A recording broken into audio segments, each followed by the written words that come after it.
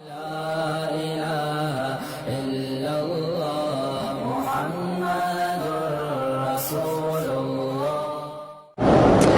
جی تبلیغی جماعت تو بہت بعد میں بنی ہے، حضور کے زمانے میں تو نہیں تھی، حضور کے زمانے میں تو آپ بھی نہیں تھے، آپ کہاں سے آ گئے؟ آپ تھے حضور کے زمانے میں؟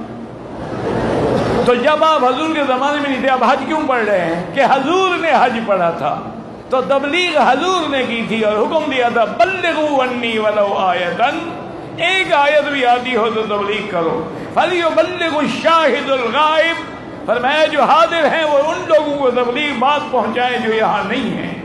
اللہ نے نبی کو حکم دیا یا ایھا الرسول بلغ ما انزل الیک من ربک فإن لم تفعل فما بلغت رسالتہ۔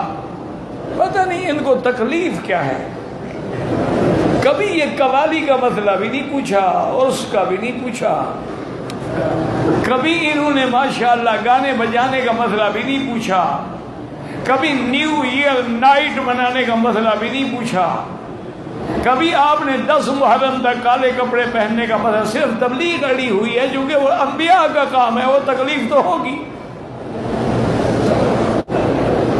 کہتے ہیں کہ حدیث میں ہے جس کا کوئی پیر نہیں اس کا پیر شیطان ہے۔ ہم نے تو یہ حدیث نہیں پڑھی، اللہ جانے کہاں لکھی ہے۔ قرآن و حدیث کے بعد کسی کی بیعت کرنے کی کیا ضرورت ہے؟ تو قرآن و حدیث کے بعد تمہیں امام کے پیچھے نماز پڑھنے کی کیا ضرورت ہے؟ تو امام جیسے ضروری ہے تو کوئی ہدایت کرنے والا بھی تو ہوگا نا۔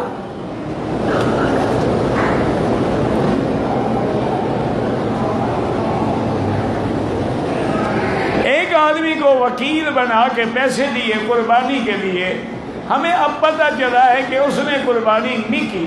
حج سے پہلے میں بار بار چیختا رہا کہ کسی پہ اعتبار نہ کرنا، اپنے سامنے کرانا۔ اس نے نہیں کیے، اب آپ پر 2 پڑ گئی، ایک وہ بکری حج والی، ایک جرمانے والی۔ اب ہمت یہ کرو کہ اس کو پکڑ لو اور یہاں کی گورنمنٹ کے حوالے کر دو، اگلی پچھلی بکریاں ہم دے گا انشاءاللہ۔ وہ تو اس سے جب سے پیدا ہوا ہے نا، اس وقت سے بکریاں نکلوا لیں گے انشاءاللہ۔ یہ بڑے ظالم لوگ ہیں، کوئی حج بدل کا کاروبار کرتا ہے، کوئی بکریوں کا کاروبار کرتا ہے، کوئی حج میں چائے بنا کے حرم میں بیٹھے ہیں چائے پلا رہے ہیں ماشاءاللہ۔ مقصد کیا ہوتا ہے؟ کوئی شکار پھنس جائے گا۔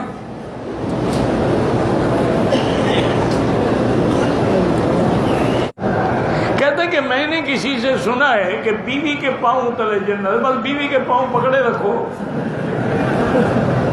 ماں کے پاؤں تو سنے تھے، بیوی کے تم نے ڈھونڈے ہیں۔